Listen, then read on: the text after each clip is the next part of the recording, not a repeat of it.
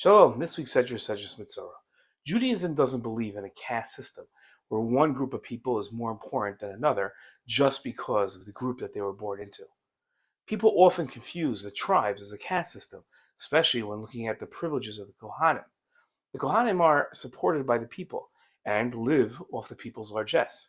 Even though the Kohanim are supported by the people, they aren't privileged. They have extra responsibilities. In his commentary to the Torah, the Sforno offered three explanations why God chose the class of people to determine when a person is afflicted by tsaras. The prophet Malachi said, "The pronouncements of the Kohen will preserve the Jewish religion." The Kohen is required to counsel the afflicted person to examine his lifestyle so that he himself will become the key to his rehabilitation through repentance. At the same time, the Kohen will add his own prayers when asking God to heal the afflicted. Apart from his prayer, Kohen's expertise will tell him when the stage has been reached, when the affliction has waned, so that the count towards rehabilitation and the presentation of offerings can begin. In this week's Torah portion, we learn about the Kohen declaring a person with tzarat. This shall be the ritual for Metzora at the time of being made tahor. When it has been reported to the Kohen shall go outside the camp. If the Kohen sees that the Metzora has been healed of the infection, then the process begins. There's a debate between the Ramban and Rav Sajigon about whether the person with tzarat goes to the Kohen for his inspection or the Kohen goes to the person with tzarat.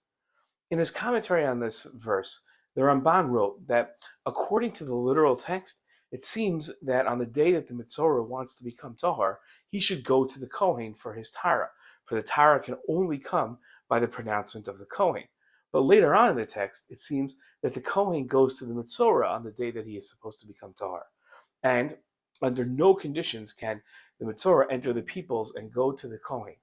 There's a medrash that taught that the Kohen goes to him, and the point of our pasuk is that when he is tahor, he must see the Kohen, even if he doesn't want to see the Kohen. Rav Sajigon thought differently than the Ramban. He wrote that the Metzora is brought to the Kohen, not that the Kohen goes to the Metzora. The debate doesn't seem to be that significant in comparison to other areas in the Torah in dispute. In fact, the Sforno came up with a middle ground position. The Sforno said that the Metzora and Kohen go to a place outside the camp, but not too far, so it isn't difficult for the Kohen. Why is the place of the Kohen's destination so important? Is it really crucial if the Kohen goes to the Metzora or the Metzora goes to the Kohen? The Ramban wrote about the Kohanim, and he said that the Kohanim were set aside from the Levium as a whole to perform the sacrificial service. It's a positive commandment to distinguish the Kohanim, to make them sacred, and prepare them for the sacrifices. It says, "And you shall sanctify him, because he offers the food of your God." It is necessary for every Jewish person to show the Kohen much honor and to give them priority for every matter of sacredness, to begin reading the Torah first, to recite the blessings first, and to take a desirable portion first.